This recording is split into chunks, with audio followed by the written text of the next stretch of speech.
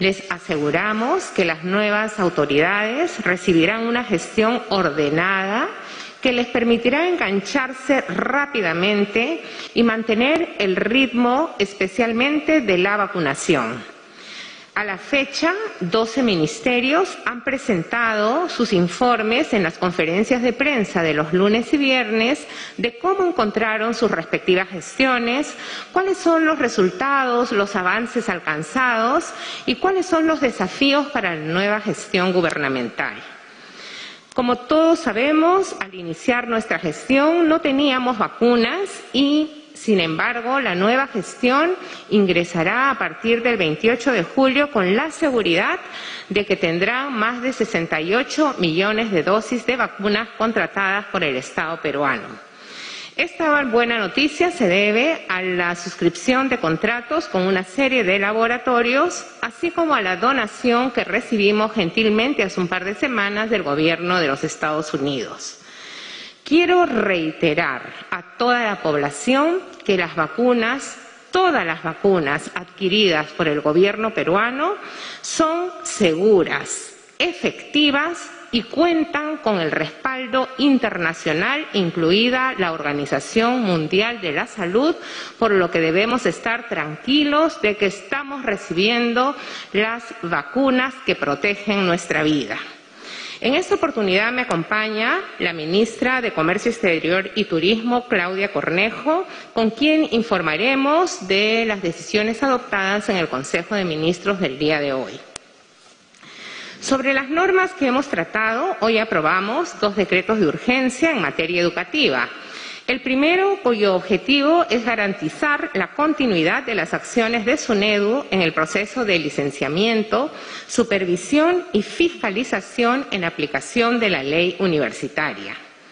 Con el segundo decreto de urgencia, hemos autorizado la transferencia de partidas en el presupuesto del sector público para atender el incremento de la demanda del servicio educativo público en el proceso extraordinario de matrícula 2021. También hemos aprobado importantes normas en materia ambiental. La primera, que autoriza al Ministerio de Energía y Minas encargar a Activos Mineros SAC la ejecución de acciones inmediatas en la unidad minera Florencia Tucari por peligro inminente de contaminación hídrica. Y el segundo, la aprobación del Plan Integral frente a la minería ilegal denominado Plan Restauración. Este segundo instrumento normativo será complementado en los próximos días con otras disposiciones de carácter o de orden de seguridad y orden interno. En relación a la pandemia, como todas las semanas, analizamos los indicadores de control de la pandemia. A nivel nacional, tenemos la buena noticia de que los contagios continúan descendiendo en las últimas 14 semanas y los fallecimientos también lo están haciendo por 11 semanas consecutivas. La situación de Arequipa confirma su mejoría, pues se observa una reducción del número de los casos de contagios y también de los fallecidos. La situación en el departamento de Loreto tiene una leve tendencia a la disminución, pero nuestros equipos del Ministerio de Salud, en coordinación con el gobierno regional, vienen monitoreando la situación. Respecto a la vacunación, con gran satisfacción comparto que a la fecha se han aplicado más de 9.700.000 dosis de vacunas contra la COVID-19 y más de 3.700.000 personas ya se encuentran completamente vacunadas en nuestro país. Es decir, el 15,23% de la población objetivo inicial mayor de 18 años ya se encuentra completamente vacunada. Respecto a la vacunación de docentes rurales, hasta ayer hemos logrado inmunizar a 69.000 profesores de escuelas rurales y con ello las niñas y los niños de zonas más alejadas y con problemas de conectividad podrán pronto volver a sus clases presenciales. Alentamos a los profesores de las escuelas rurales a acudir a vacunarse. Recordemos que la vacuna es el mejor escudo, es la mejor protección contra la COVID-19. La vacunatón que realizamos el fin de semana fue un éxito. Nuestro reconocimiento a toda la población que acudió con alegría y compromiso a vacunarse.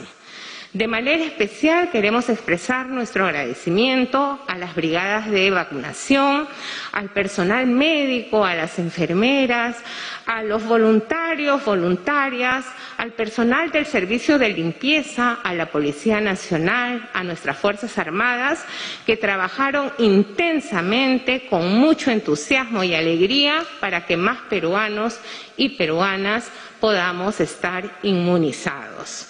Como es habitual, ya el ministro de Salud, Óscar Ugarte, se ha incorporado a nuestra mesa y nos informará más adelante sobre este y otros aspectos vinculados al abordaje de la pandemia. También esta mañana hemos aprobado un par de políticas nacionales muy importantes.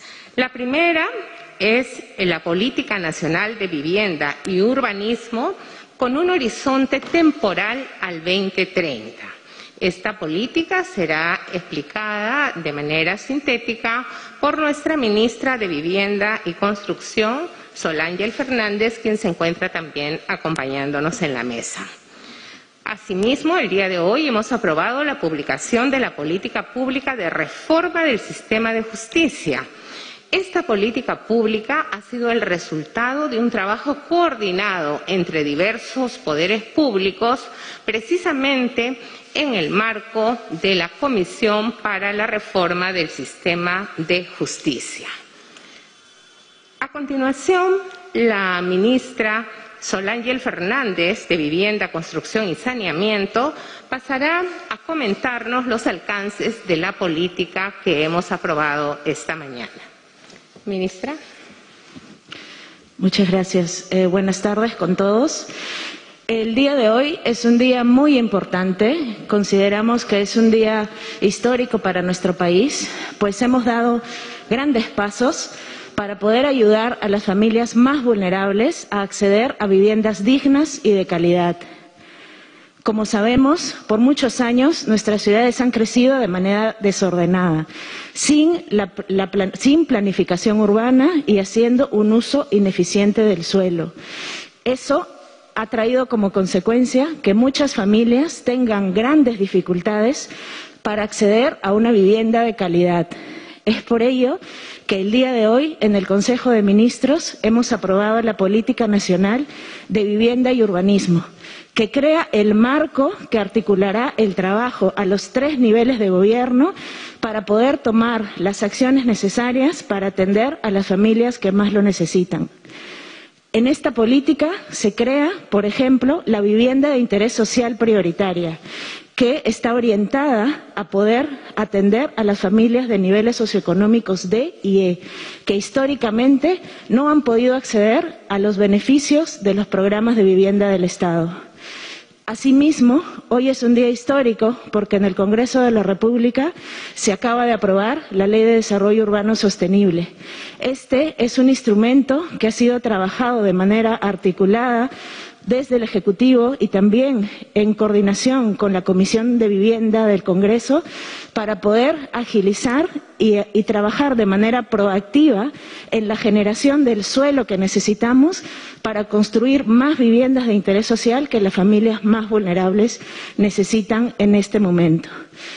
Tanto la Política Nacional de Vivienda como la Ley de Desarrollo Urbano Sostenible son políticas y normas que han sido ampliamente sociabilizadas con instituciones, gremios, representantes de la sociedad civil, trabajadas entre todos los sectores del Ejecutivo, y así damos un paso muy importante para poder continuar con las acciones en la atención de las familias que más lo necesitan. Pero la política y la ley no son el paso final, sino son el inicio. Tenemos una gran tarea por delante. Desde el Gobierno de Transición y Emergencias vamos a trabajar en seguir impulsando estas acciones hasta el último día del Gobierno y es necesario el trabajo articulado a los 3 niveles de Gobierno para poder gestionar todo lo que tenemos por delante y hacer realidad que las familias más vulnerables puedan acceder a viviendas de calidad. Muchas gracias. Muchas gracias, ministra.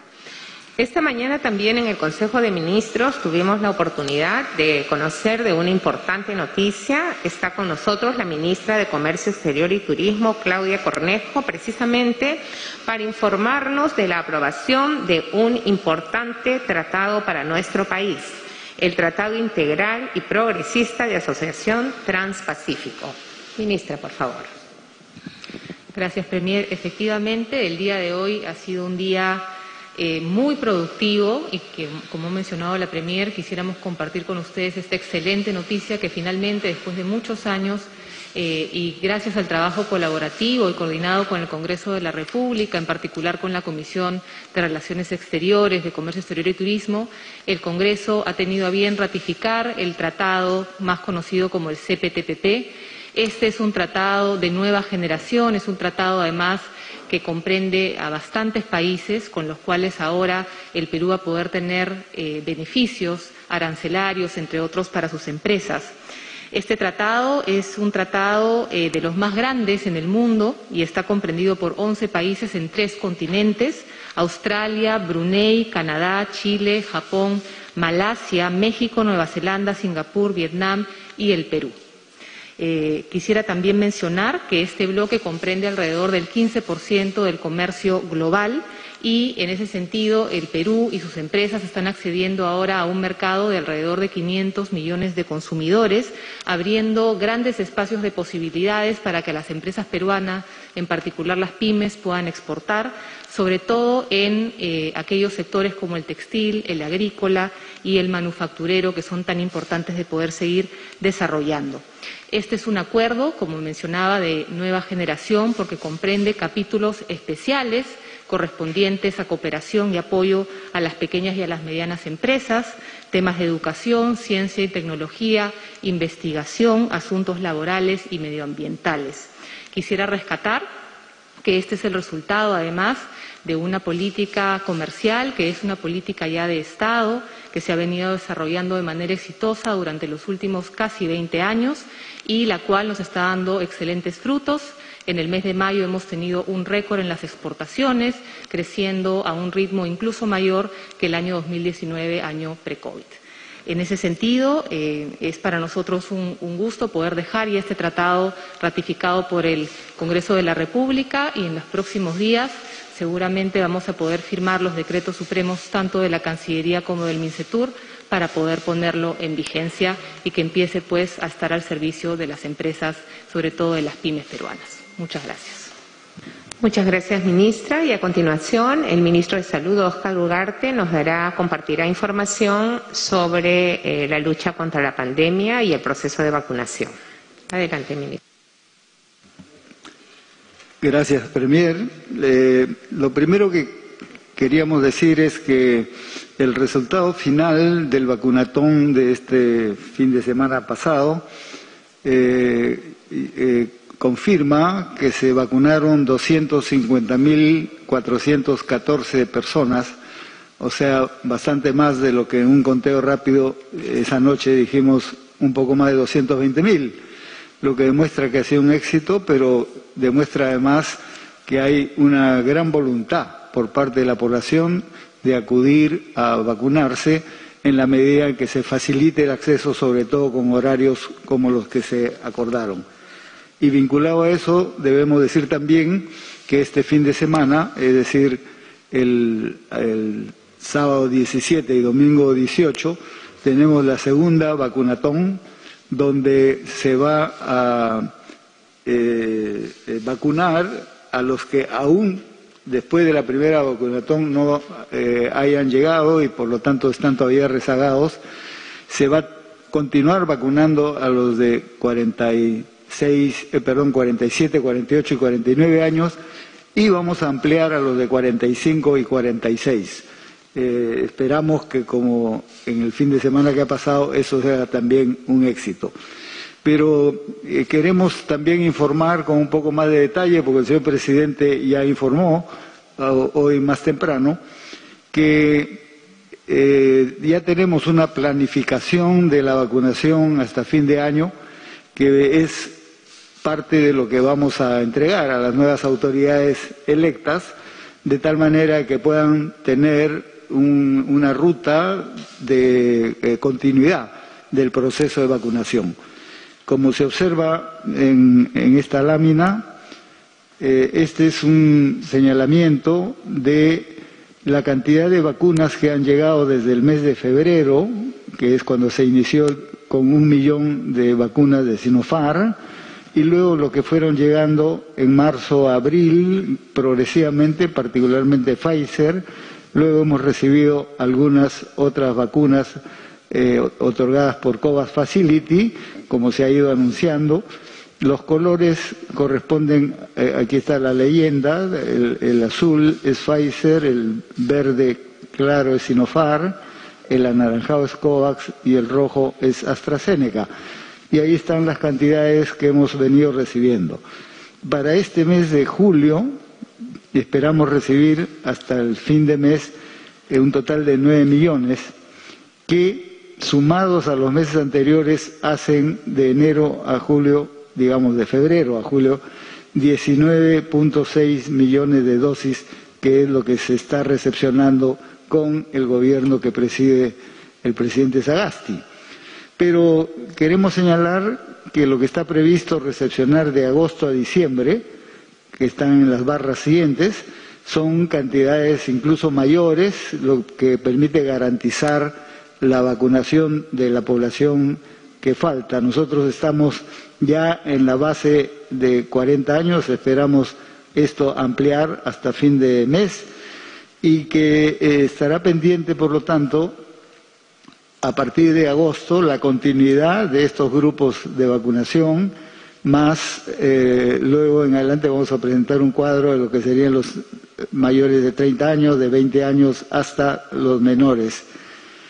Queremos señalar que para el mes de agosto está previsto 8.3 millones de dosis, de los cuales 2.7 pertenecen a Pfizer, que estaban llegando de acuerdo a lo previsto, 0.6 de COVAX, y aquí hay 5 millones de Sinopharm. Al igual que en el mes de septiembre, que hay 3 millones de Pfizer, 3.2 millones de COVAX,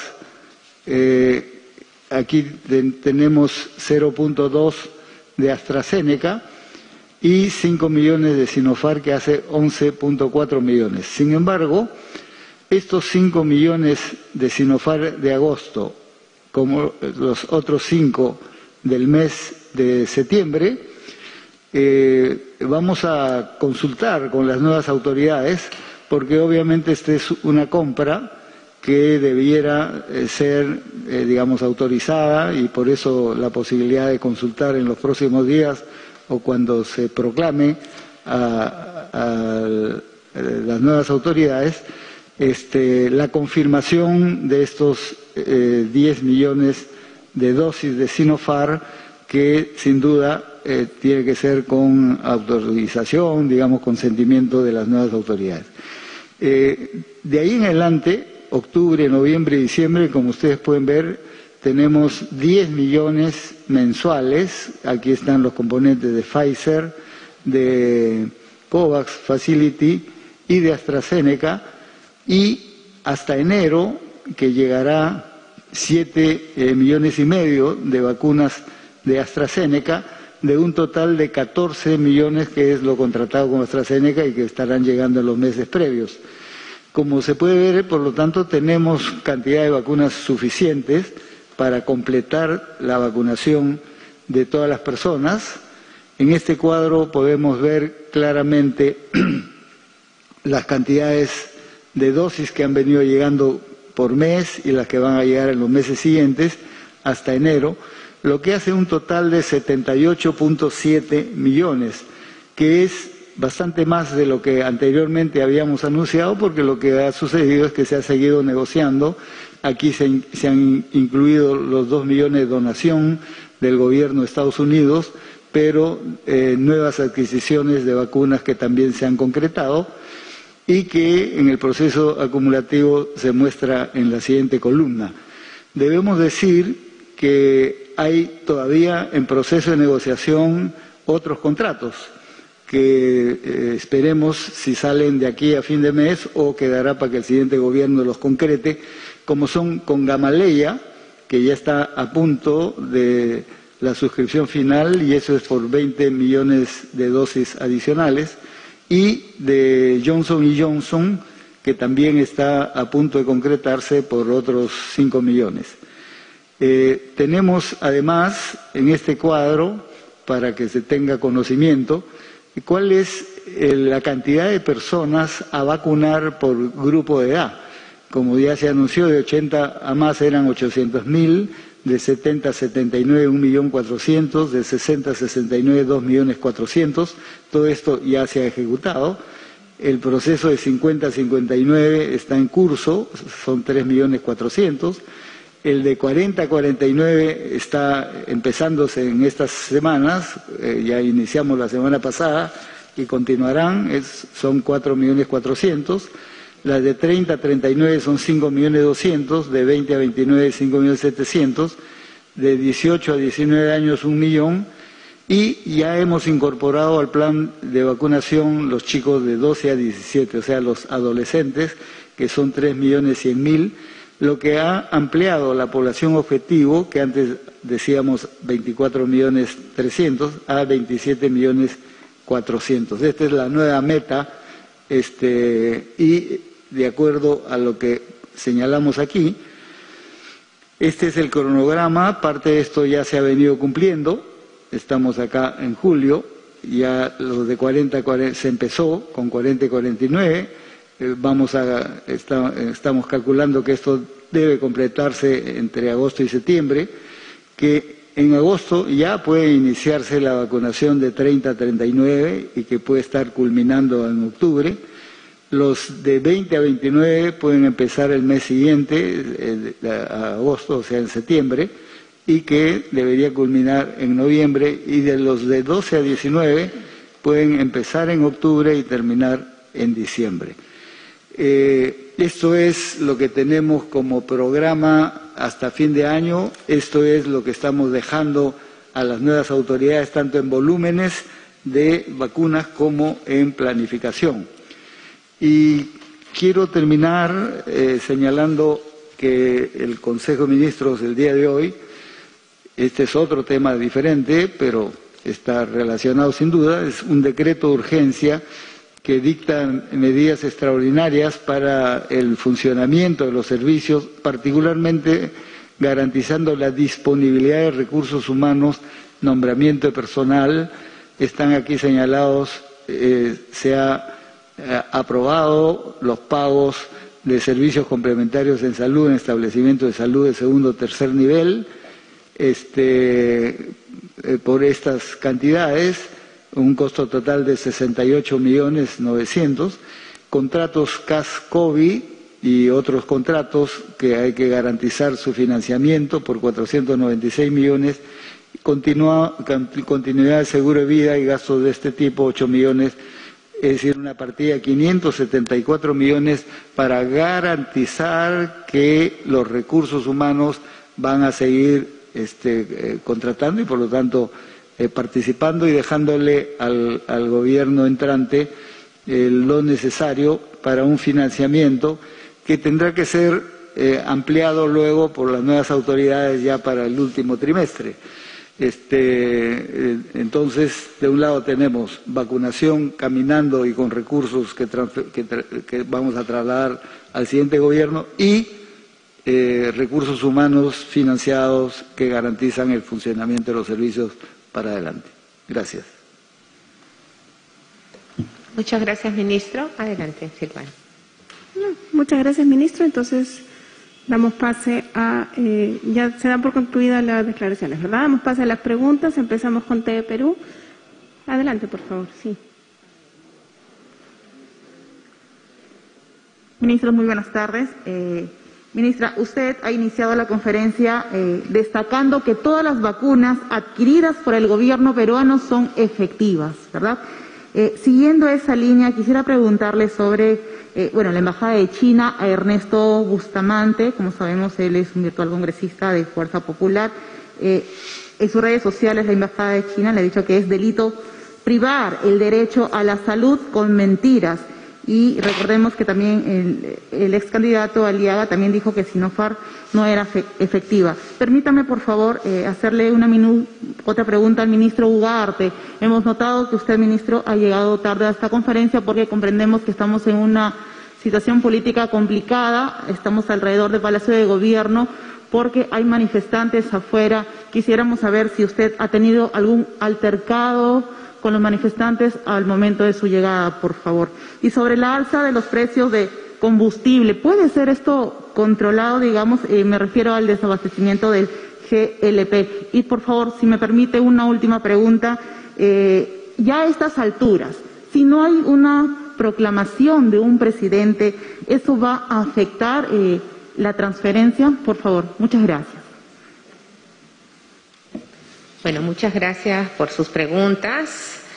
En relación a las vacunas que compra el Estado peruano, debemos ratificar una vez más que todas las vacunas que hemos adquirido son vacunas efectivas. Todas están reconocidas por entidades internacionales de un prestigio absolutamente, vamos a decir, válido a nivel de lo que significa el cuidado de la salud de las personas.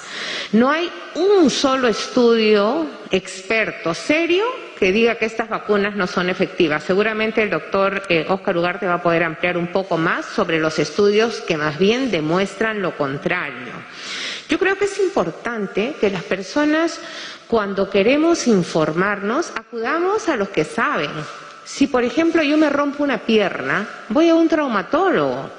Si me siento mal, no sé, de los pulmones, pues voy a un neumólogo, o si tengo síntomas que pueden tener que ver con el corazón, voy a un cardiólogo. No voy donde un político, no voy donde una persona que no tiene conocimiento de la materia. Entonces yo creo que también tenemos que actuar con seriedad. Las personas tenemos que informar las cosas correctas, las cosas que son veraces, pero también los ciudadanos, las ciudadanas, tenemos que acudir a buscar la información con los expertos. Por eso ya no voy a profundizar más en este tema, porque acá el experto está a mi lado y él va a profundizar más en el tema. Yo he tratado de darles una respuesta como ciudadana, pero también como una autoridad que se preocupa porque las personas nos malinformemos, pero también porque hay otras que mal informan. Y eso no es algo que debamos aceptar en un sistema democrático respetuoso de los derechos de las personas, porque puede ser que alguna persona crea esta información que no es correcta. En relación a su pregunta sobre el GLP, precisamente el día de hoy, el ministro de Energía y Minas nos ha comentado de la preocupación que en realidad tiene que ver también con algunos problemas de la naturaleza, ¿no? Porque nos decía que los oleajes, en fin, que se están presentando en las últimas semanas también están limitando la provisión del GLP, y precisamente se ha comprometido a preparar una propuesta para tener una suerte de recursos, ¿no? Como una suerte de banco, de banco que nos sirva como para atender las demandas de naturaleza urgente o críticas como las que se presentan ahora. Esta semana él está trabajando con su equipo técnico para que en el futuro podamos contar con esta reserva para poder atender los momentos de escasez del GLP. Y en relación a la transferencia, por supuesto que desde el Poder Ejecutivo nosotros hemos venido preparándonos de acuerdo a lo que nos indican las normas, sobre todo las normas de Contraloría desde finales del mes de mayo, y toda la información de la gestión que hemos recibido y que vamos a dejar está siendo sistematizada y subida a la plataforma que para tal efecto ha creado la Contraloría General de la República. Lo idóneo siempre es tener más tiempo para la transición. Todavía no tenemos los resultados de las elecciones, pero tan pronto los tengamos, nosotros tenemos todo listo, ya tenemos los equipos técnicos de transferencia. Del otro lado tendrían que designar a los equipos responsables de la recepción de cada uno de los sectores para poder hacer esta transferencia y complementar con algunas reuniones ya más de naturaleza política, informativa, cuando en su momento se juramente el nuevo gabinete. Por nuestra parte, como Gobierno de Transición y Emergencia, vamos a estar a disposición de la nueva gestión gubernamental para poder dar cualquier información complementaria que requieran luego que asuman también sus respectivos cargos. Nosotros tenemos ese compromiso que hemos hecho con el presidente Sagasti de ponernos a disposición más allá de la entrega formal del cargo para poder garantizar que los procesos iniciados continúen y que no se afecte el servicio a la ciudadanía. Evidentemente, esto lo haríamos ya cuando no seamos ministros, porque antes se hace a nivel de equipos técnicos y lo haríamos, por supuesto, ad honorem, porque lo que nos interesa es que nuestro país continúe brindando los servicios que necesita la población. Ministro, ¿se complementa lo de vacunas, por favor? Gracias, primera ministra.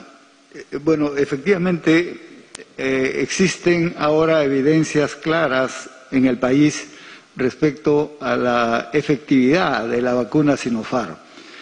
Y nosotros convocamos o invitamos a todas las personas que quieran opinar, que opinen con argumentos y no con la pasión que da la política. En el país se han impulsado 4 trabajos de investigación muy serios. Uno primero del Instituto Nacional de Salud, que lo que ha tratado de demostrar es si la vacuna Sinopharm en los trabajadores del sector salud, que son quienes principalmente han recibido esta vacuna, generaron defensas contra la enfermedad o no. Esta investigación, que está siendo ya puesta en conocimiento de todos, demuestra que en el caso de los trabajadores de salud, particularmente los médicos, que no habían tenido contacto previo, es decir, que no habían pasado por el cuadro clínico del COVID-19, se tenía una capacidad de respuesta del 90 y tantos por ciento, 96, 98%, es una capacidad de respuesta muy alta. Y en el caso de los colegas que sí habían tenido la enfermedad previamente a la vacunación, esta generación de anticuerpos subió al 100%, es decir, una capacidad muy alta de efectividad en la producción de anticuerpos. Pero hay otros 3 trabajos, uno también del Instituto Nacional de Salud y otros 2 del Centro de Epidemiología del Ministerio, que lo que investigan es si esos anticuerpos generados protegen o no protegen, porque ese es un punto que en la ciencia también está presente. Uno puede generar anticuerpos y de repente no son suficientes como para proteger a las personas. Bueno, lo que demuestran estos 3 trabajos, que son con metodologías diferentes y desde enfoques diferentes, pero todos apuntando al mismo objetivo, demuestran que efectivamente esos anticuerpos que se generan protegen contra el riesgo de infectarse de COVID-19. Pero más importante que eso, protegen contra el riesgo de hospitalización y, por ejemplo, ir a UCI en más del 80%. Y protegen contra el riesgo de morir en más del 90%. Estos son los trabajos serios que se vienen realizando y esa es la información que nosotros ponemos a consideración. Esos trabajos coinciden con trabajos realizados a nivel internacional. La Organización Mundial de la Salud ha calificado como óptima la vacuna Sinopharm, como otras vacunas, y muestra que tiene un nivel de efectividad y protección con niveles como los que estamos encontrando aquí en Perú. Por lo tanto, invitamos a quienes quieran opinar que muestren evidencias. Sin evidencia no hay autoridad para opinar a favor o en contra de una vacuna cualquiera que fuere. El Perú ha tenido, y el gobierno del presidente Sagasti, la insistencia en que lo que se compre sea efectivamente de uso amplio para todos y con una gran efectividad, y eso es lo que venimos demostrando. Solo una nota final respecto a la otra pregunta. Sí, ha habido un incidente cuando yo me desplazaba hacia Palacio. Un contingente de manifestantes de Fuerza Popular, obviamente así lo eran, rodeó el carro que identificó como un carro oficial y empezaron a apedrear, a apalear el carro. Hemos estado como entre 15 a 20 minutos inmovilizados ahí en la primera cuadra de Tacna, por una violencia que no tiene ninguna justificación. Y es una violencia contra un vehículo que es oficial y por lo tanto contra un símbolo de gobierno. Yo invoco a los dirigentes políticos a no incitar a este tipo de violencia que tiene o podría tener graves consecuencias.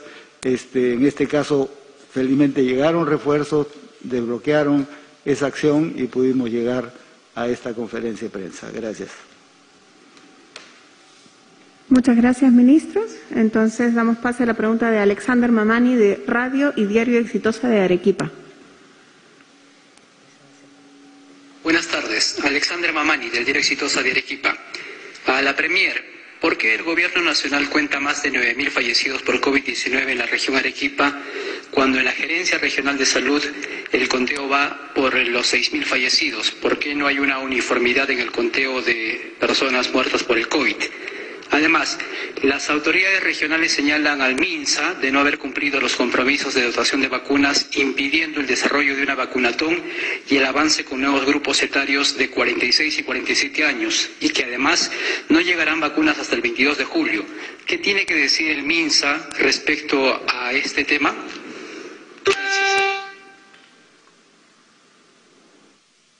Gracias por su pregunta. Como los dos temas están más vinculados al sector salud, le he pedido al ministro que conteste sus interrogantes. Ministro, por favor. Con mucho gusto, Premier. Respecto a los datos sobre casos nuevos y fallecidos, lo que se ha hecho, como se informó anteriormente por una iniciativa de la presidencia del Consejo de Ministros, justamente, que convocó a un grupo de expertos, la mayoría de ellos independientes, a definir los criterios con los cuales actualizar las cifras de fallecidos. Se han incorporado varios criterios que son los que ahora se están aplicando y que por lo tanto permiten garantizar que las cifras que publicamos son las cifras adecuadas de nuevos casos y de fallecimientos.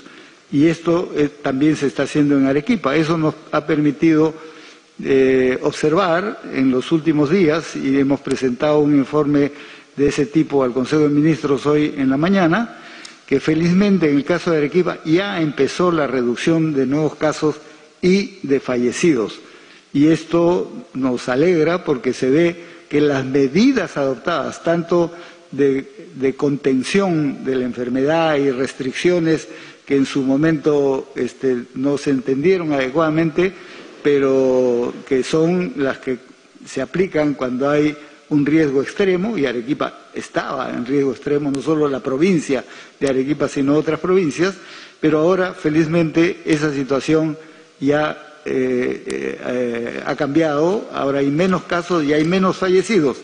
Tenemos la información objetiva y nos permite decir que, felizmente, tanto la acción con las disposiciones del gobierno como el comportamiento social, obviamente, de la ciudadanía ha contribuido a esta situación. Una de las cosas que se hizo cuando enviamos a una delegación a Arequipa 2 semanas atrás, en el momento que se veía más crítico, presidida por el señor viceministro Bernardo Hostos y un equipo de profesionales que además estaba integrado por brigadas de médicos, enfermeras, que hasta ahorita están apoyando los hospitales, así como el financiamiento para mayor cantidad de vacunadores y vacunadoras, pero también con la participación del señor ministro del Ministerio de Agricultura, que por otras razones estuvo ahí, pero que participó activamente en las conversaciones con las autoridades. Parte de eso, digo, fue fortalecer el trabajo de vacunación. Y en el caso de Arequipa, no es cierto que no se le esté enviando, al contrario, se le ha enviado más que a otras regiones por las necesidades que tenían. Y es por eso que han podido avanzar más que otras regiones a vacunar a los de 50 años o más y están en condiciones de pasar a los 40 años o más. No es cierto tampoco que no se le esté enviando, todas las semanas se está enviando porque todas las semanas nos llegan vacunas.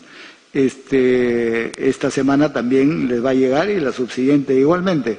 O sea, posibilidades de seguir avanzando las tienen, vacunas se les están entregando, capacidad de organización disponen, capacidad de brigadas de vacunadores también los tienen, porque para eso hemos transferido recursos para que puedan contratar y en buena hora que sigan adelante. Nos alegra que la situación en Arequipa ya esté cambiando y parte de eso es el apoyo que se les ha brindado.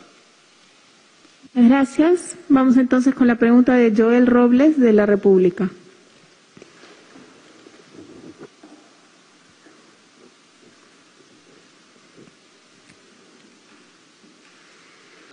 Buenas tardes. La pregunta es sobre la ley del FONAVI.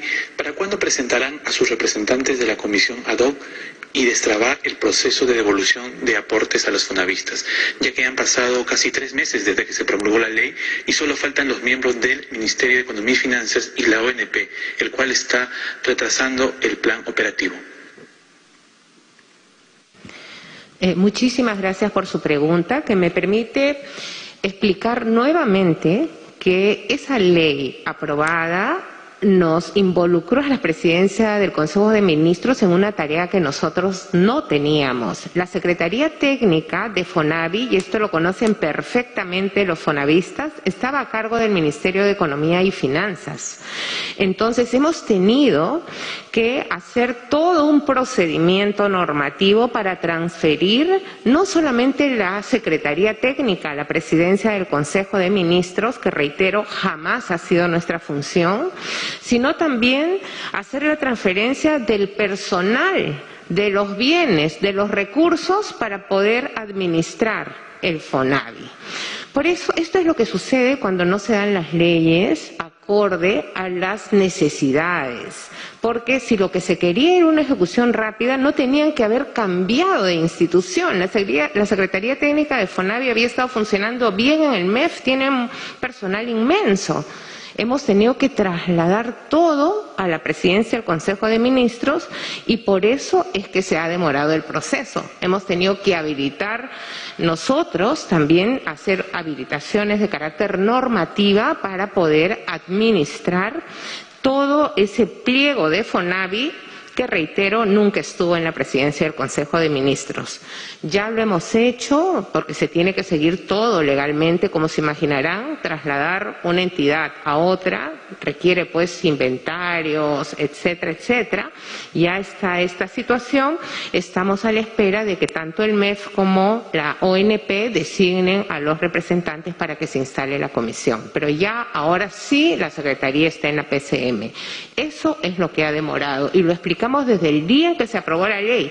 De hecho, el Poder Ejecutivo observó la ley e hizo notar este problema y señalamos que esto iba a ser un perjuicio para los fonavistas. Sin embargo, no fue tomado en cuenta.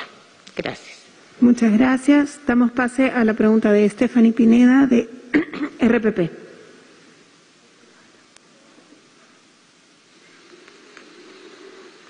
Buenas tardes, ministros. Stephanie Pineda, de RPP. Vamos a hablar sobre el tema de la pandemia, porque se están acercando las fiestas patrias y queremos saber qué medidas ya se están tomando o se van a tomar para los feriados de fiestas patrias y así evitar la propagación de la COVID-19 en estas fechas que se vienen en las próximas semanas. ¿Van a poder salir las personas y qué actividades se van a realizar en estos días festivos? Muchas gracias.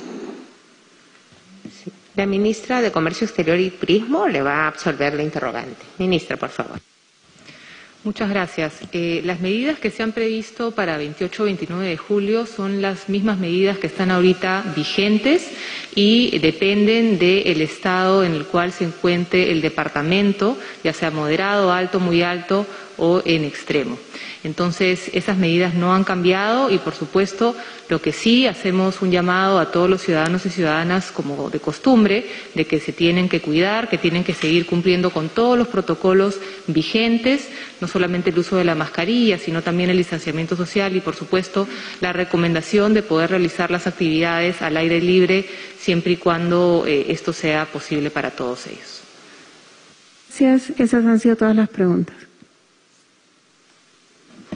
Bueno, muchísimas gracias. Quisiera aprovechar esta oportunidad para informarles que como parte de las acciones de transferencia con transparencia, desde la Presidencia del Consejo de Ministros, en coordinación con el Ministerio de Salud, estamos organizando una muestra fotográfica. Esta muestra fotográfica es denominada En tus manos, superemos juntos la pandemia 2021, cuyo propósito es dar a conocer las estrategias y metodologías que hemos asumido para el manejo de la COVID-19 en el Perú.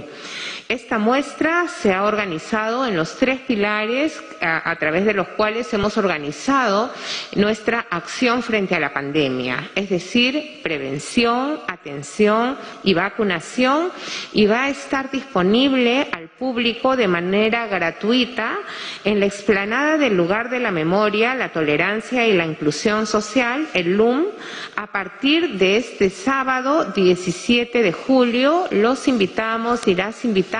Es al aire libre, pueden ir como darse una vuelta y ver en estas imágenes que van a tener no solamente fotografías, sino también datos de importancia para conocer cómo ha afectado la pandemia a nuestro país, pero también para que conozcamos qué medidas se han adoptado y cuál es la perspectiva para enfrentar y ojalá superar muy pronto la pandemia generada por la COVID-19.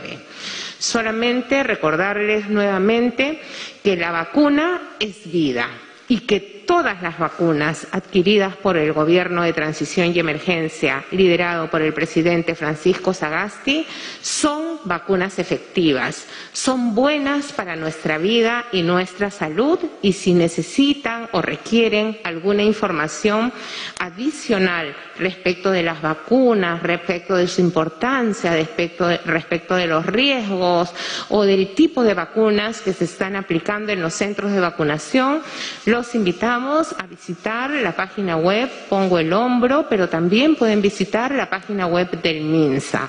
Estamos nosotros a su disposición para darles toda la información y no dejarnos engañar. Muchas gracias.